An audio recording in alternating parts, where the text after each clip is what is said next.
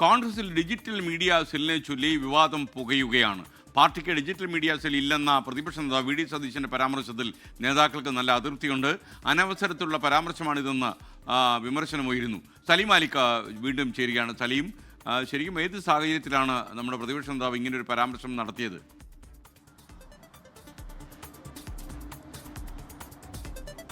എസ്കെൻ, ഈ കോൺഗ്രസിന്റെ digital media സെല്ലിൽ കഴിഞ്ഞ ദിവസമായിരുന്നു ഒരു വിവാദ പരാമർശം ഉണ്ടായത്. ബീഹാർ BD വിവാദം എന്ന നിലയിലായിരുന്നു GST വിഷയത്തിൽ അത്തരത്തിലൊരു വിവാദ പരാമർശം ഉണ്ടായത്. അതിന് പിന്നാലെയാണ് ഡിജിറ്റൽ മീഡിയ സെല്ലിനെ ചൊല്ലി ഒരു പുതിയ തർക്കം കോൺഗ്രസിൽ രൂപപ്പെട്ടത്. അതിന് പിന്നാലെ പ്രതിപക്ഷ നേതാവ് വി ഡി സതീശൻ അങ്ങനെ ഒരു ഡിജിറ്റൽ മീഡിയ സെൽ ഔദ്യോഗികമായി കോൺഗ്രസിൽ പ്രവർത്തിക്കുന്നില്ല എന്നൊരു പരാമർശം നടത്തി. അത് വലിയ വിമർശനമാണ് കോൺഗ്രസ് നേതാക്കൾക്കിടയിൽ തന്നെ ഉണ്ടാക്കിയിരിക്കുന്നത്. കോൺഗ്രസിന് അത്തരത്തിലൊരു ഡിജിറ്റൽ മീഡിയ സെല്ലുണ്ട്. അതിന് പല കാലങ്ങളിലും നേരത്തെ അനിൽ ആന്റണിയും അതിന് പിന്നാലെ പി സരിനുമൊക്കെ അതിനെ നയിച്ചിരുന്നു. ഇരുവരും പാർട്ടി വിട്ടതിന് പിന്നാലെ നിലവിൽ VT ബൽറാമിനാണ് അതിൻ്റെ ചുമതല.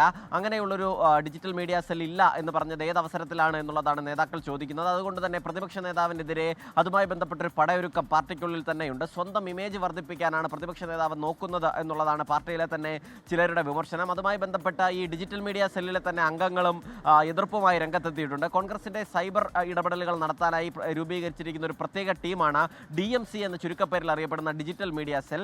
ഈ മീഡിയ സെല്ലിൽ നിരവധി ആയിട്ടുള്ള സൈബർ പ്രവർത്തകർ ഉൾപ്പെടുത്തിയിട്ടുണ്ട്. അത്തരത്തിലുള്ള സൈബർ പ്രവർത്തകർ പ്രതിപക്ഷ നേതാവ് വി ഡി സതീശനെതിരെ വിമർശനവുമായി ഉൾപ്പെടെ രംഗത്തെത്തുന്ന കാഴ്ചയും കഴിഞ്ഞ ദിവസങ്ങളിലൊക്കെ സമൂഹ മാധ്യമങ്ങളിലൂടെ കണ്ടതാണ്.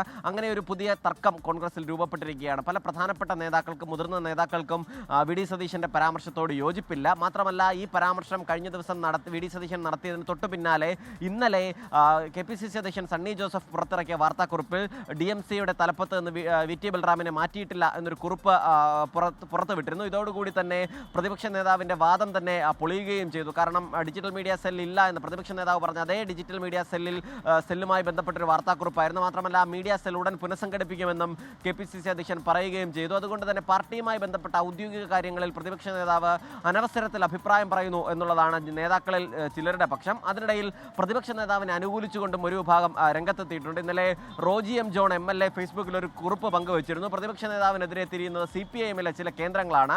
അദ്ദേഹത്തിന് ലഭിക്കുന്ന ജനപിന്തുണ കൊണ്ടാണ് ആ നിലയിലുള്ള പ്രവർത്തനങ്ങൾ എന്നുള്ളതായിരുന്നു റോജി M. ജോണിൻ്റെ പരാമർശം. ഒപ്പം തന്നെ ഈ സൈബർ മേഖലയിൽ തന്നെ ഈ DMCയിലെ തന്നെ അംഗങ്ങളിൽ ചിലർ നിലവിൽ പ്രതിപക്ഷ നേതാവിന് പിന്തുണയുമായി രംഗത്തെത്തിയിട്ടുണ്ട്. പാർട്ടിയെ കഴിഞ്ഞ കാലങ്ങളിൽ പ്രതിപക്ഷ നേതാവായി വി ഡി സതീശൻ എത്തിയതിന് പിന്നാലെ വി ഡി സതീശൻ പ്രതിരോധത്തിലാക്കിയിട്ടില്ല. അതുകൊണ്ട് തന്നെ നല്ല പ്രതിപക്ഷ നേതാവ് എന്ന നിലയിൽ അദ്ദേഹത്തിനെ വിമർശിക്കുന്നതിൽ അർത്ഥമില്ല എന്ന തരത്തിലുള്ള പരാമർശങ്ങളുമുണ്ട്. അങ്ങനെ ഒരു സൈബർ യുദ്ധം ഒരു വശത്തും അതിനുള്ളിൽ പാർട്ടിക്കുള്ളിൽ ചില പുകച്ചിലുകളുമൊക്കെ വി ഡി സതീശനും ഒപ്പം തന്നെ ഡിജിറ്റൽ മീഡിയ സെല്ലുമായി ബന്ധപ്പെട്ട തുടരുകയാണ്. SKN.